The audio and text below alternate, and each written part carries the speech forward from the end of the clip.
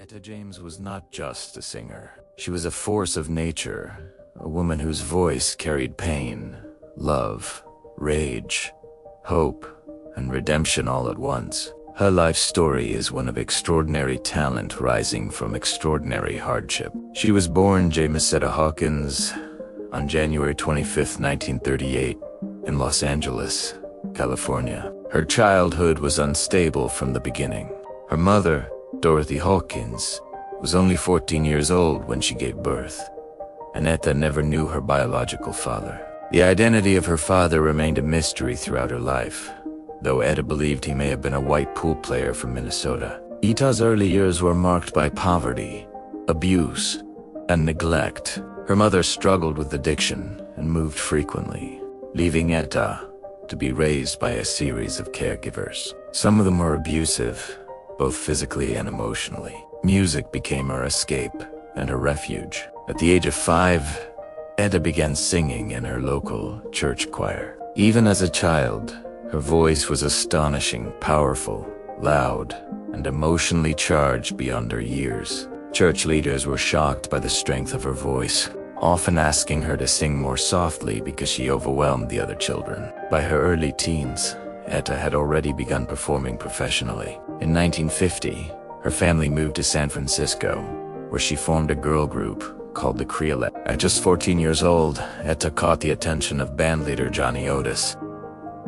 He renamed the group the Pichus and renamed James Etta as Etta James, a name that would soon become legendary. Her first hit came in 1955 with day song The Wallflower, an energetic R&B track that climbed the charts and made her a rising star. But success came quickly, and so did temptation. The music industry in the 1950s was ruthless, especially to young black female artists. Etta was introduced to drugs early, and what began as casual use soon turned into a lifelong struggle with addiction. In the 1960s, Etta signed with Chess Records, the legendary Chicago label that recorded artists like Muddy Waters and Chuck Berry. This was the golden era of her career. During this time, she recorded her most iconic songs. At last, all I could do was cry. Something's got a hold on me, and I'd rather go blind. Her voice during this era was unmatched. Deep, raw, tender, explosive, and vulnerable all at once. At last became her signature song, later used in countless films, weddings, and historical moments.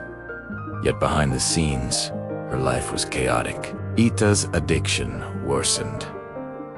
She became dependent on heroin and other drugs, leading to missed performances, arrests, and health problems. At one point, she was jailed for drug possession. Even when she was struggling deeply, her voice never lost its power. She would walk on stage exhausted, ill, or emotionally broken, and still deliver a performance that left audiences in tears. In the 1970s and 80s, Etta's career declined commercially, but she never stopped performing. She survived periods of homelessness, rehab, and relapses. Her marriage to Artis Mills, her longtime manager, was complicated and sometimes turbulent, but it lasted over 40 years. In the late 1980s and 1990s, Etta experienced a major comeback. A new generation rediscovered her music, and she began receiving the recognition she had long deserved. She won multiple Grammy Awards, including a Lifetime Achievement Award. She was inducted into the Rock and Roll Hall of Fame in 1993. By this time, Etta had become a living legend, not just for her music, but for her survival. In her later years, Etta battled serious health issues, including leukemia, dementia, and kidney failure. Despite her declining health, she continued to sing for as long as she physically could. Etta James passed away on January 20th, 2012, just 5 days before her 74th birthday. Her legacy is not only her music, but her honesty. Etta James sang about pain because she lived it. She sang about love because she craved it. She sang about heartbreak because she survived it. Her voice remains one of the most emotionally powerful instruments ever recorded. Not perfect, not polished, but real. And that is why the world still listens.